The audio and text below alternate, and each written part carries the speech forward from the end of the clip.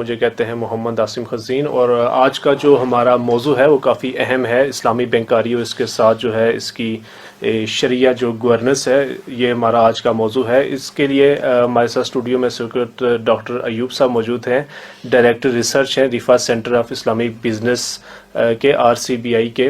Doctor صاحب، آج کی اس نشریات میں، اس ٹرانسمیشن میں آپ کو خوش آمدید کہتے ہیں۔ ڈاکٹر صاحب، سب سے پہلے تو یہ بتائیں کہ ملک میں جو اسٹیٹ بینک نے جو بینکاری شروع کی ہوئی ہے، اسلامی بینکاری جو کی ہوئی ہے، یہ ہے کیا؟ جی، بسم اللہ الرحمن الرحیم۔ پہلے تو یہ ہے کہ بینکاری کیا ہے۔ آپ نے کہا کہ اسلامی بینکاری کیا ہے، تو دونوں چیزیں۔ بینکاری یہ ہے کہ یہ مالیاتی ثالثی کا عمل ہے۔ ثالثی کا عمل یہ ہے کہ اکانومی میں، سوسائٹی میں ہمیشہ سے رہا ہے۔ یہ ایک فطری ایک ریکوائرمنٹ ہے، اللہ نے بنائی کہ کچھ لوگ غریب ہیں، کچھ امیر ہیں، لیکن جب سرمایہ دارانہ نظام پچھلے 300 سال سے جب اس کا عمل دخل جو زیادہ ہوا، تو یہ جو فرق ہے یہ ایک اس نیچرل حد سے بڑھ چکا ہے، ٹھیک ہے۔ اور اب اتنا زیادہ ہو گیا ہے کہ ایون ان ممالک میں جن کو ہم امیر اور ترقی یافتہ ممالک کہتے ہیں، جیسے یورپ، امریکہ، وہاں بھی بہت امیر لوگ ہیں اور بہت غریب لوگ ہیں۔ تو یہ جو اس کی وجہ کیا ہے؟ وجہ اس کی یہ ہے، یہی جو جس کو ہم روایتی بینکاری کہتے ہیں، جس کی بنیاد سود اور شارٹ سیلنگ اور یہ چیزیں ہیں، جس کو ہم ربا بھی کہتے ہیں، اور انٹرسٹ بیسڈ بینکنگ ہے۔ تو یہ چونکہ قرآن پاک میں اس کو بڑی سختی سے منع کیا گیا ہے، اور یہاں تک کہا گیا کہ اگر اس کو نہیں چھوڑو گے تو اللہ اس کے رسول کے ساتھ جنگ کے لیے تیار ہو جاؤ۔ تو صاف ظاہر ہے انسان جنگ تو نہیں کر سکتا نا۔ تو چنانچہ اب اس کی ضرورت تھی کہ اس سسٹم کو چینج کیا جائے۔ قائد اعظم رحمہ اللہ نے اسٹیٹ بینک کا افتتاح کیا، تو انہوں نے اپنی پہلی تقریر میں یہ کہا کہ میں یہ چاہتا ہوں کہ آپ کا جو ریسرچ ڈپارٹمنٹ ہے اسٹیٹ بینک کا، وہ ایک ایسا نظام بنائے اور ملک میں اس کو امپلیمنٹ کرے جس سے ہماری اپنی جو روایات ہیں اس کے مطابق ہو، تاکہ جو یہ جو کیپٹلسٹک سرمایہ دارانہ نظام سے جو ایک خرابی آ رہی ہے، اس کی بجائے ہم اسلامک کے جو بابرکت نظام کی طرف آ جائیں۔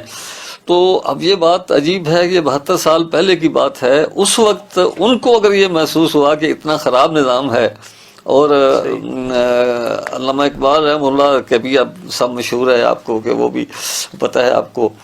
تو آج کیا حال ہے آپ اچھی طرح جانتے ہیں، یہ کس طریقے سے یہ ہونا چاہیے تھا۔ تو چنانچہ اس کی جو کوشش کی گئی وہ 1980 کی دہائی میں کی گئی، اور اس سے شروع ہوا۔ اور یہ بینکاری یہ ہے کہ اسلام کے اصولوں کے مطابق، اور سب سے پہلا اصول یہ ہے کہ اس میں ربا یعنی انٹرسٹ نہیں ہو، اور دوسرا اصول کیا ہے کہ جو اسلام کا جو باقی نظام ہے لین دین کا، وہ بھی اس کے مطابق چلے۔ صحیح ہو کہ ڈاکٹر صاحب، اس میں بہت ساری چیزیں جو ہیں ہمیں کلیئر بھی ہو چکی ہیں، لیکن یہاں پہ ایک سوال یہ ہے کہ جو اسلامی بینکاری ہے، ہمارے یہاں پہ کنونشنل بینک جو ہیں وہ بھی ہیں، لیکن یہ اسلامی بینکاری جو ہے کنونشنل بینکاری سے مختلف کیسے ہے؟ اگر ہم کاروبار کی بات کرتے ہیں تو جو کاروبار ہیں وہ تو اسلامی بینکوں میں بھی ہونے ہیں، تو یہ مختلف کیسے ہوں گے پھر؟ جی دیکھیں، اس وقت ہمارے ملک میں جو دونوں طرح کے کام کر رہے ہیں بینک، اسلامک بینک بھی ہیں، دوسرے بینک بھی ہیں۔ پہلے تو یہ ہے کہ بینک کاروبار کیسے کرے گا بالکل اگر وہ اسلامک ہوگا۔ تو دیکھیں، مقصد ہی کاروبار کرنا ہے، کیونکہ تو بینکاری کے ادارے جو وجود میں آئے ہیں ان کا مقصد کاروبار کرنا ہے۔ اور اس کاروبار کی بنیاد کیا ہے؟ بنیاد یہ ہے کہ اکانومی میں بہت سارے لوگ جو ہیں جن کے پاس فاضل بچتیں ہیں، وہ تھوڑی تھوڑی ہیں، ان کے پاس ٹائم نہیں ہے، وہ کیسے اس کو آگے انویسٹ کریں، اور کس طرح ان سے اور کوئی اپنا کوئی کاروبار کریں، کارخانے لگائیں جس سے وہ اشیاء پیدا ہوں، ملک کو فائدہ ہو، ان کو ایکسپورٹ کیا جائے، اور پھر اس طرح فارن ایکسچینج ارننگ ہو۔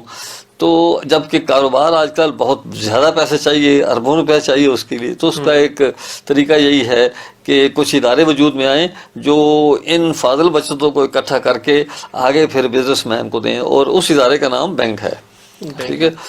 اب بینک جو ہے یہ کوئی غیر شرعی کام نہیں ہے، غیر شرعی ادارہ نہیں ہے، کچھ نہیں ہے. بینک سمپل ایک ادارہ ہے. بنیاد یہ ہونی چاہیے کہ اگر کوئی بھی کاروبار ہے وہ اسلام کے اصولوں کے مطابق ہے، فطرت کے اصولوں کے مطابق ہے، ایتھیکل اصولوں کے مطابق ہے تو ٹھیک وہ جائز ہے. یہ ذہن میں رکھے، Islamic law is ethical law, Islamic law is natural law. تو اب صورتحال یہ ہے کہ جو سودی بینک ہیں وہ ہم آپ سے جب ڈپازٹ لیتے ہیں اس ڈپازٹ کی حیثیت جو ہے وہ قرض کی ہوتی ہے.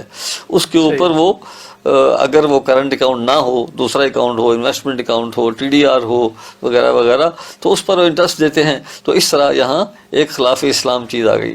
اور پھر جب آگے وہ دیتے ہیں بزنس کو تو وہاں بھی انٹرسٹ چارج کرتے ہیں. تو یہ چیز خلاف اسلام ہے اور اس کا نتیجہ جو ہے وہ آپ نے دیکھا. اور پھر یہ پورا سسٹم جو آگے بڑھتا ہے تو پھر یہی بینک جو ہیں آگے حکومت کو بھی قرض دے رہے ہوتے ہیں. بالکل ٹھیک ہے نا. تو اب اس وقت بلکہ حکومت کے بینکوں کے سب سے بڑی کلائنٹ ہے ہی حکومت ہے. پیسہ وہ بینک جو ہیں وہ ہم آپ سے لے رہے ہیں، اور حتیٰ کہ وہ پیسہ، وہ کرنٹ اکاؤنٹ جس پر وہ ایک پیسہ ہمیں نہیں دیتے، وہ گورنمنٹ سے 10-12-15% چارج کر رہے ہیں. تو اس طرح وہ خون چوسنے میں اپنا پورا کام برابر کام کر رہے ہیں. تو اس کے لیے چونکہ اس میں سود کی انوالومنٹ ہے، ربا جس کو ہم کہتے ہیں، انٹرسٹ ہیں، تو ضرورت محسوس ہوئی کہ اس نظام کو بدلا جائے. تو 1970 کی دہائی میں یہ کام شروع ہوا اور اس طرح کچھ بینک قائم ہوئے.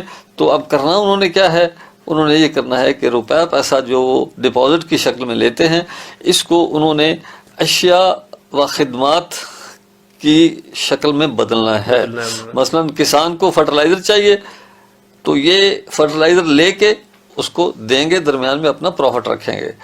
مجھے گاڑی چاہیے تو گاڑی خرید کے مجھے بیچیں گے یا خرید کے مجھے لیز پہ دیں گے، جس کو ہم اجارہ کہتے ہیں عربی میں.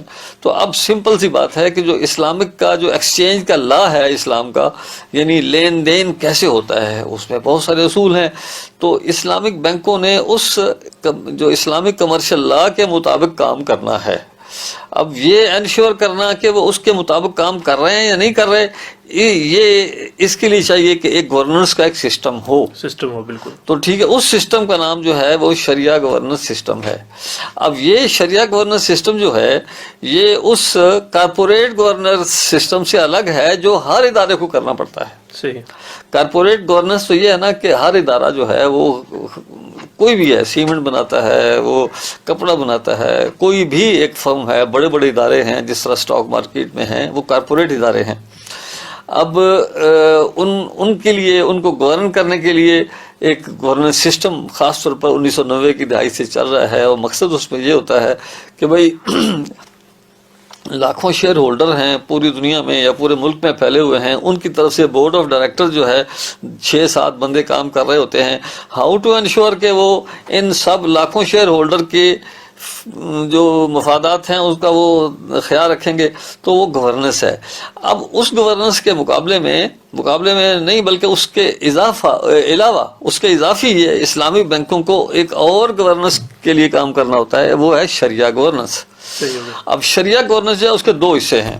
ایک جو ہے لیگل یا اس کی ظاہری شکل فارم، تو گورننس یا کمپلائنس ان لیٹر، اور دوسری ہے ان اسپرٹ.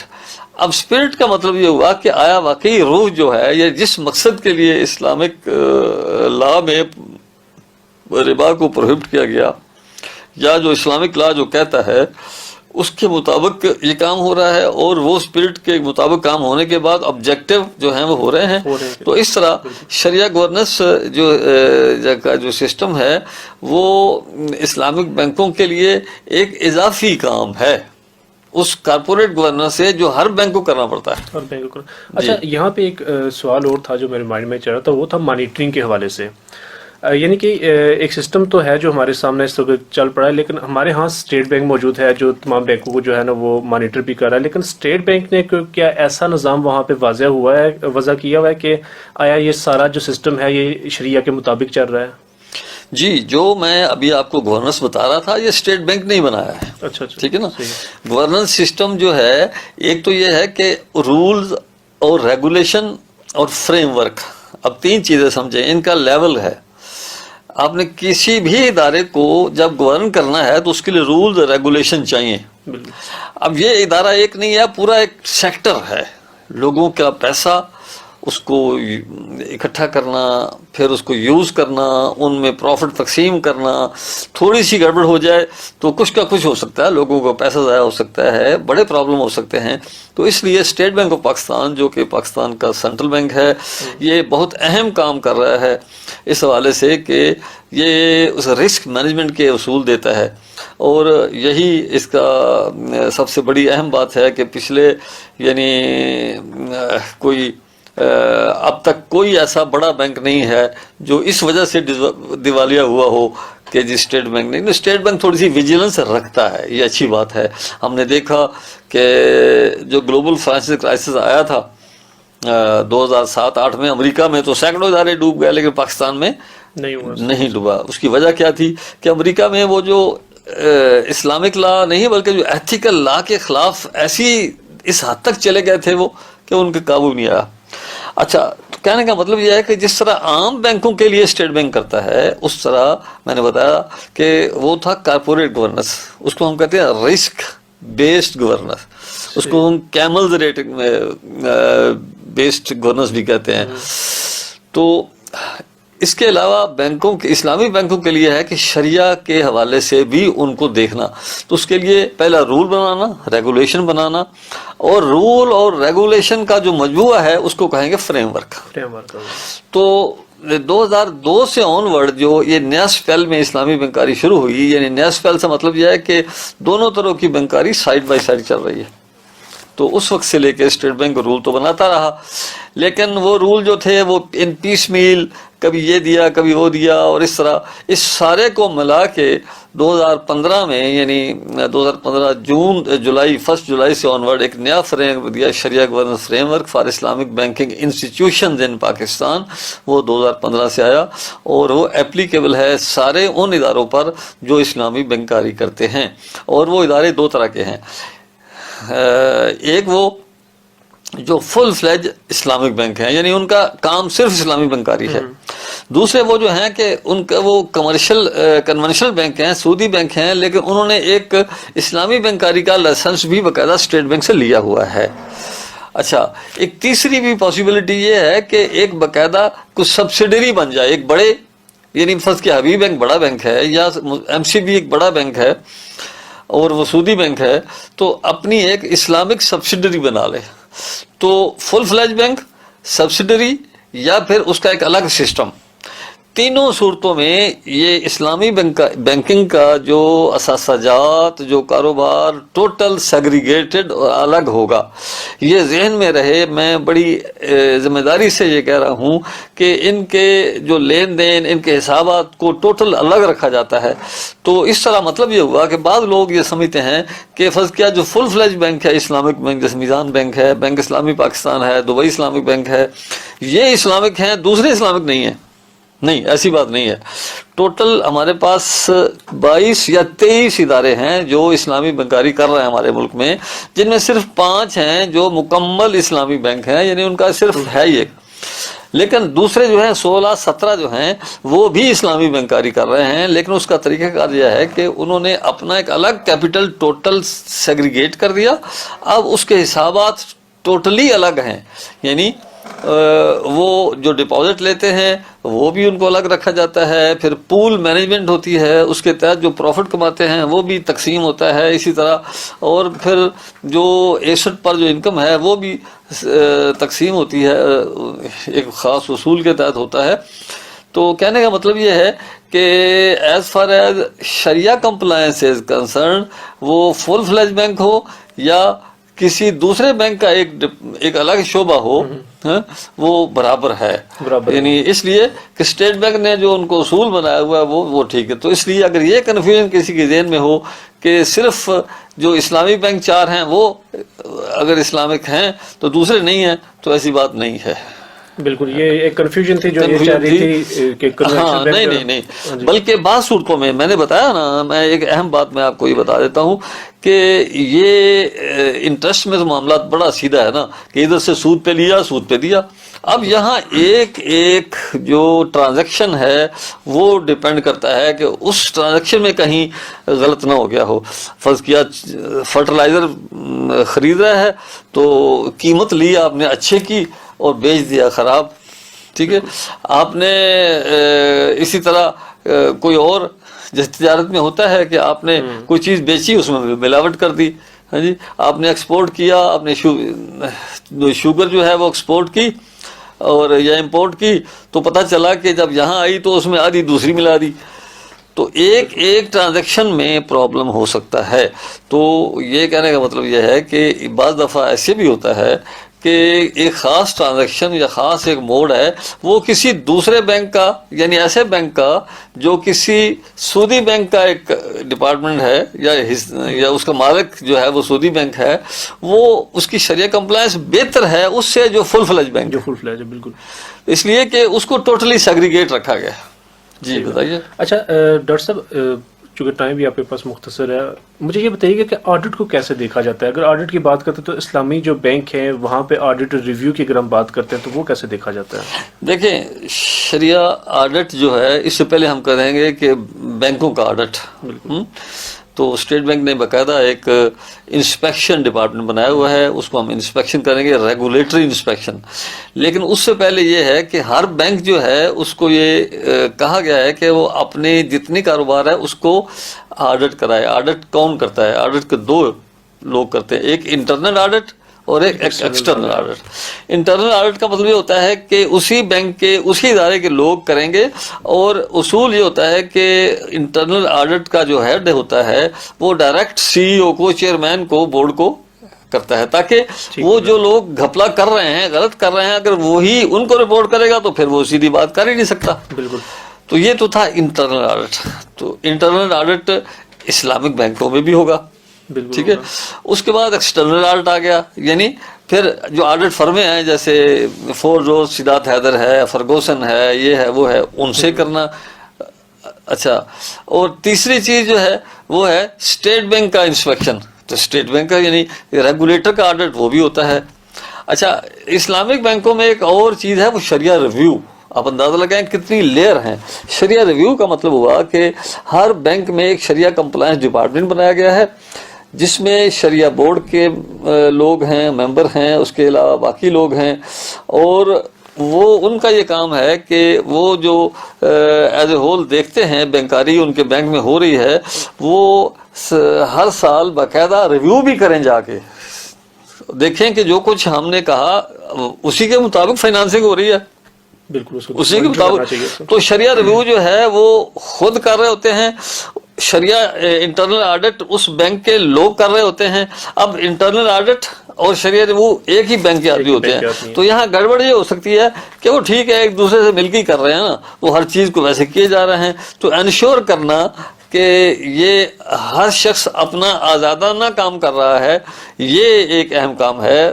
یعنی سسٹم کو پہلے تو ڈیولپ اس حد تک کرنا اور اس کے بعد اس کو امپلیمنٹ کرنا. اور اینڈ پہ آ کے پھر یہ ہے کہ آیا جو ایکسٹرنل آڈٹ میں جو لوگ ہیں وہ اتنے ایکسپرٹ ہیں. ایک تو عام آڈٹ ہے نا، اب شریعہ کے کام ہیں، شریعہ کے کام آڈیٹر کو آتے ہیں. ایک اکاؤنٹنٹ جو ہے جس نے سی اے کیا ہوا ہے اس کو کیا شریعہ کا پتہ ہے کہ کیا. اچھا، اسی طرح جو بینکنگ انسپیکشن اسٹیٹ بینک کے لوگ ہیں ان کی کیا صورتحال ہے. اور اس سے بھی پہلے ایک اہم بات یہ ہے کہ اسلامی بینکوں کی جو پروڈکٹس ہیں جیسے میں نے بتایا کہ انہوں نے خریدنا ہے، بیچنا ہے. اب خرید اور فروخت جو ہے وہ کریڈٹ بھی ہوتی ہے، کیش بھی ہوتی ہے، فارورڈ ادھار بھی، سب کچھ ہو سکتا ہے. یہ سب کے بے شمار اس کی ڈیٹیل ہیں. تو یہ ساری چیزیں، اور پھر جو فائنانس میں ہر آئے روز ایک ڈیولپمنٹ ہو رہی ہے، کمپلیکیٹڈ سے کمپلیکیٹڈ ہوتا جا رہا ہے. تو کیا شریعہ بورڈ کے ممبران یہ ساری چیزیں سمجھتے ہیں؟ اس کے لیے ہی بیسیکلی جو گورننس فریم ورک جو اسٹیٹ بینک نے دیا ہے وہ یہ ہے کہ وہ اس میں دیکھیں کہ بھئی شریعہ بورڈ کے ممبران کی کوالیفیکیشن کیا ہے، اس کی ایکسپرٹیز کیا ہے، ان کی ٹریننگ کیا ہے، اور اس طرح کے کیا ایشو ہیں. اچھا ڈاکٹر صاحب، تھوڑا سا پہلے آپ نے ذکر کیا تھا کہ بینک جو ہے قرضے دے گا. اب یہاں پہ ایک اہم سوال یہ تھا کہ اب ہونا تو ایسا چاہیے کہ اسلامی بینک جو قرضے دے گا وہ قرضے بھی اس طریقے سے دے رہا ہو اور لوگ جو ہے نا وہاں سے لیں اور جو بزنس ہیں وہ کریں. آپ کے خیال سے کیا اب یہ ساری چیزیں ہو رہی ہیں اس وقت؟ اسلامی بینک جو ہے قرضے دے رہے ہیں اس طریقے سے؟ جی، پہلے تو میں نے چونکہ آپ کو پہلے بتایا، اور اس سے ایک چیز آپ ڈیرائیو کریں گے کہ اسلامک بینک پیسہ نہیں دیتا، میرے ہاتھ میں پیسہ نہیں دے گا، بلکہ اس پیسے سے چیز خرید کے دے گا. ٹھیک ہے. تو دوسرے لفظوں میں اسلامک بینک قرضے کو، لوننگ کو ایک بزنس نہیں بنا سکتا. ٹھیک ہے. دوسرے لفظوں میں اسلامک بینک جب بھی قرضہ دے گا یہ قرض حسن ہوگا، اس کے اوپر ایک پیسہ بھی وہ نہیں کما سکتا. بالکل. تیسری چیز اس سے ریلیٹڈ یہ ہے کہ اگر کوئی بینک قرض حسن نہیں دیتا، کیونکہ یہ مجبوری نہیں نا، اس کو اگر ریگولیٹر کہے گا تو اللہ نے تو نہیں کہا، وہ تو رغبت دی ہے نا، لیکن ریگولیٹر کہے اگر تو پھر ہی کریں گے، ادروائز تو نہیں کریں گے. ایسا ہی ہے. ٹھیک ہے. تو اس کا مطلب دوسرے لفظ میں ہوا کہ کوئی اسلامک بینک قرضے نہیں دیتا. یہ آپ نے کہا تھا قرض دیتے ہیں، نو، بالکل ایسے ہی صحیح نہیں دے. کوئی اسلامک بینک قرضے نہیں دیتا آج کل. اگر دے گا تو قرض حسن ہوگا، اور ہر قرض جو ہے وہ قرض حسن ہے. قرض حسن کا مطلب یہ ہوا کہ جتنا دیا اتنا ہی لینا ہے، ایون اے سنگل پینی جو ہے وہ ربا ہوگا. تو اب سوال یہ پیدا ہوتا ہے کہ اسلامک بینک پھر کیا کرتے ہیں؟ اسلامک بینک جو ہے اس کے لیے دو ٹرمیں یوز کی گئی ہیں، وہ ہے فائنانسنگ اور دوسرا انویسٹمنٹ. جو میرے جیسے کنزیومر ہے یا کارپوریٹ ہے ان کے لیے فائنانسنگ ہے. کس کے لیے؟ جو بھی چیز آپ نے لینی ہے، یعنی کسان کو فرٹیلائزر چاہیے، پیسٹی سائڈ چاہیے، سیڈ چاہیے، وہ لے کے دے گا. ٹھیک ہے. اچھا، اب آپ کو گاڑی چاہیے، وہ لے کے دے گا. اسی طرح آپ نے گھر بنانا ہے، آپ کو باقاعدہ گھر میں ایک پارٹنرشپ کرے گا، وہ پھر بنائے گا.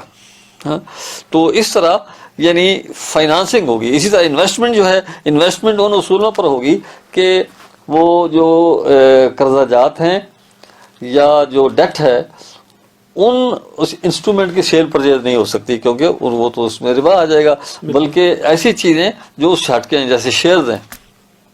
شیئرز کیا ہیں؟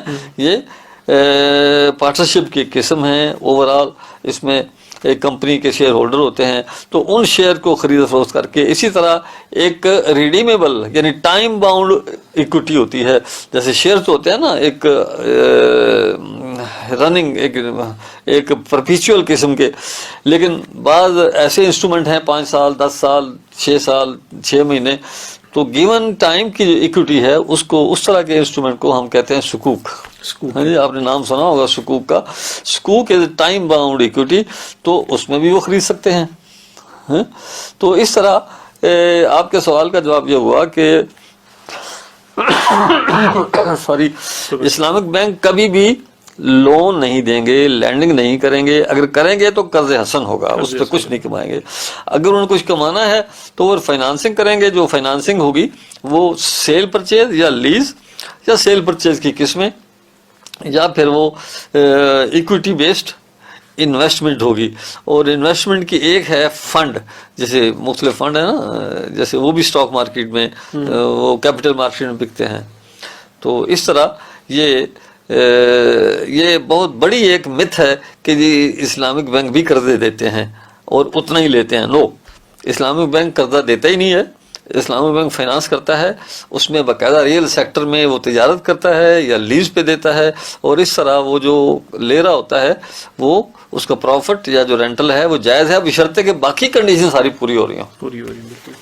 اچھا سر، جو ہمارے یہاں مختلف مائکرو فائنینسنگ کے ماڈیول انٹروڈیوس ہوئے ہوئے ہیں، تو آپ کے خیال میں یہ اس آؤٹ لائن کے اندر آتے ہیں جو شریعہ کے حوالے سے؟ مائکرو فائنانس، جی دیکھیں، مائکرو فائنانس ہو یا کوئی ہو یا ڈیولپمنٹ کے جو مختلف اور ادارے ہیں، جیسے ایگریکلچر ڈیولپمنٹ بینک ہے، ہاؤسنگ فائنانس ہے، کچھ بھی ہو، ساری چیز ڈیپینڈ کرتی ہے کہ نیچر آف دی کانٹریکٹ کیا ہے.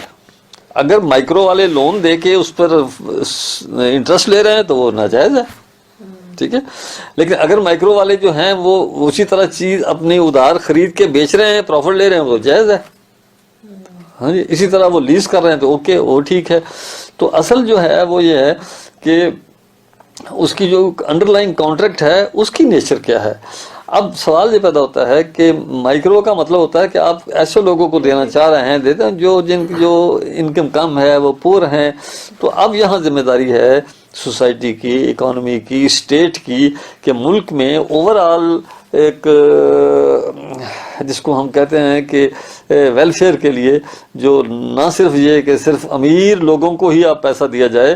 خود قرآن کا حکم یہ ہے کہ کہ لا یکون دونۃ بین الاغنیاء منکم، سسٹم ایسا ہونا چاہیے کہ دولت جو ہے وہ اغنیاء کے درمیان ہی نہ گھومتی رہے، بلکہ اب وہ لوگ جو کوئی کام کر سکتے ہیں، they could be good entrepreneur, successful entrepreneur, لیکن ان کے پاس پیسہ نہیں ہے، بینک ان کو دیتا نہیں ہے، تو وہاں پھر یہ ہے کہ اس کو، تو اس حوالے سے جیسے ہمارے ہاں وہ ماشاءاللہ ڈاکٹر امجد انہوں نے اخوت کا ایک پروگرام بنایا ہوا ہے، اس میں انہوں نے بہت سارا، ایک ان کا ماڈل بڑا اچھا ماڈل ہے، دنیا میں ایک بہت ہی ایک یونیک ماڈل ہے.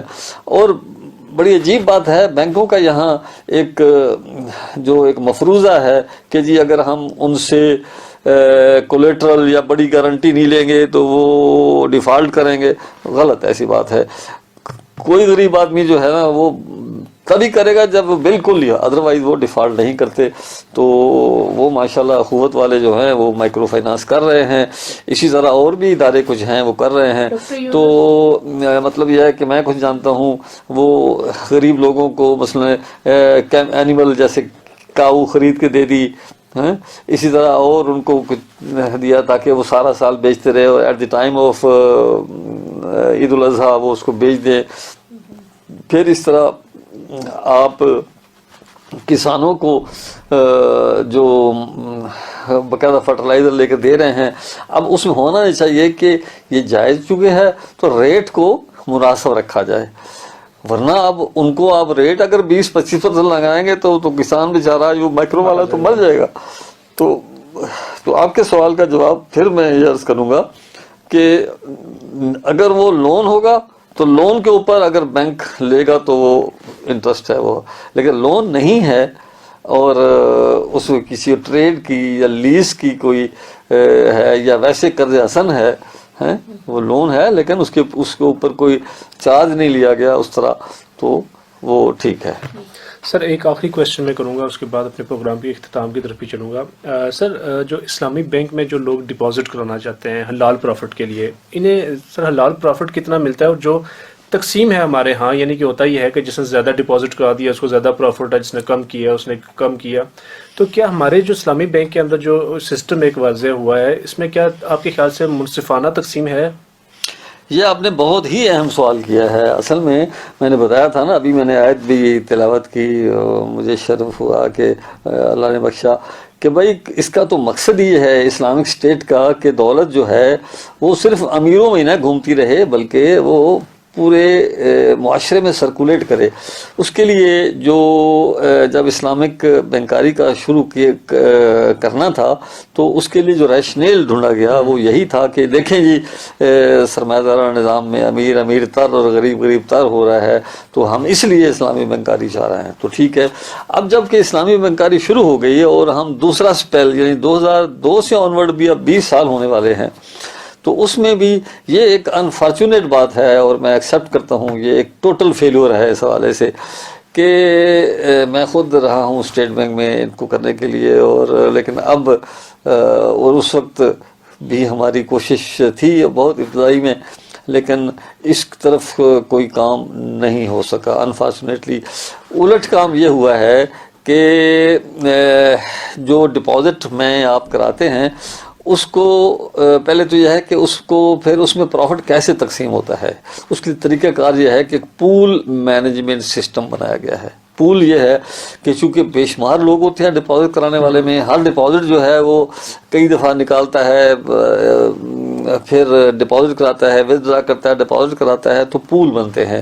اب پول بنتے ہیں تو ان کے مدت کے اعتبار سے 3 منتھ ڈپازٹ، 6 منتھ کا، 1 سال کا، 5 سال کا، یا اس طرح، اور پھر بینک کی اپنی ایکویٹی کا یہ بنتے ہیں. تو اس میں یہ ہوتا ہے کہ جتنی لمبی مدت ہوگی ڈپازٹ کی اس میں اس کا ویٹیج، اس کو وزن دیا جاتا ہے. مثلا 1 لاکھ روپے ہے نا، اس کو اگر ویٹ 1 دیں گے تو وہ 1 لاکھ ہی ہوگا، اگر اس کو ویٹ 2 دیں گے تو وہ 2 لاکھ ہو جائے گا.